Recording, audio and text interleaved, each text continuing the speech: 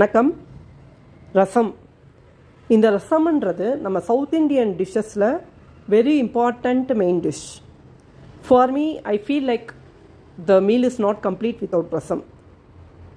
இந்த ரசத்தில் நம்ம என்னென்ன போடுறோன்னு மெயினாக பார்த்தீங்கன்னா மிளகு, ஜீரகம், தனியா அண்டு வரமிளகா, ரைட்? இந்த மிளகோட இம்பார்ட்டன்ஸ் அப்படின்னு பார்த்தீங்கன்னா இது ஒரு காரம்.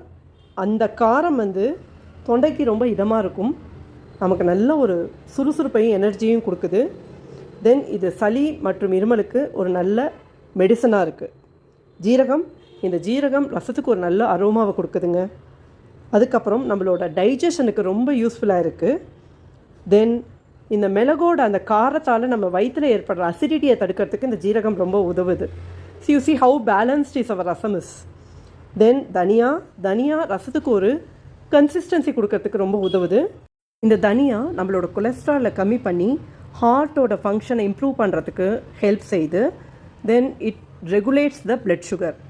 இப்போது ரெட் சில்லிஸ்ன்னு எடுத்துக்கிட்டிங்கன்னா இது நமக்கு ஒரு நல்ல காரத்தை கொடுக்குது. தென் அந்த ரசத்துக்கு வேண்டிய கலரை கொடுக்குதுங்க. இந்த ரெட் சில்லிஸ்னால் வர காரம் தான் நம்ம இந்த ரசத்தில் இருக்கிற புளியை சமன் செய்ய உதவுது. So rasam is a healthy, balanced and perfect dish.